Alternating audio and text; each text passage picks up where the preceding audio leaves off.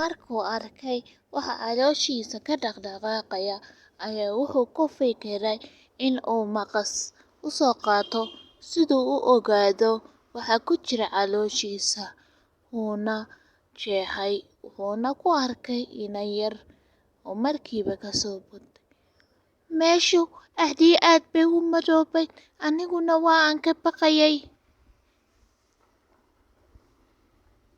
Ayeeyo markiiba waxa ay ku fikireen inay dhagaxyo soo guraan siday ugu buuxiyaan calooshiisa.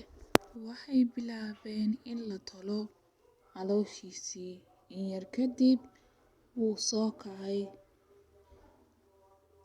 hareerahuu eegay, gurigana wuu iskaga baxay. Calooshayda waxaan u malaynayaa in ay weli dheefshiidkii ay ku jirto.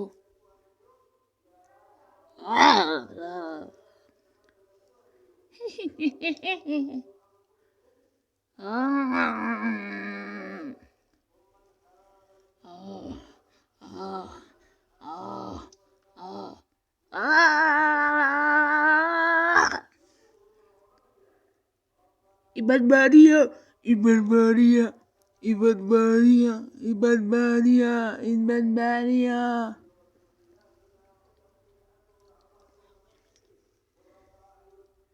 Waxaad mutaysatay tan, waayo waadna khiyaamtay. Markaad dhimo, ibadbaadiya, ibadbaadiya, ibadbaadiya, ibadbaadiya.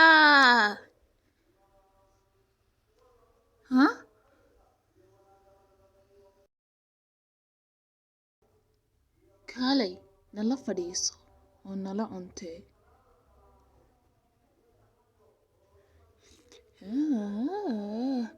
Ma cunaysid ilaa intaad ninkan ina soo badbaadiyay aad u mahadnaqdid oo aad ugu mahadnaqaysid codkaagii aadka u macaanaa. Intaa ka hor ma cunaysid shukulaatada. Haye waan u heesayaa, waxaanan ugu heesayaa heestii aan jeclaa.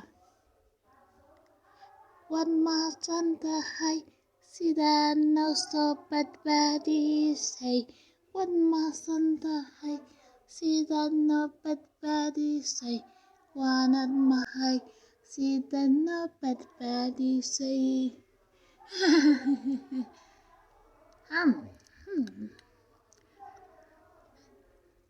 Sidaa ayay ku dhammaatay. Bye bye.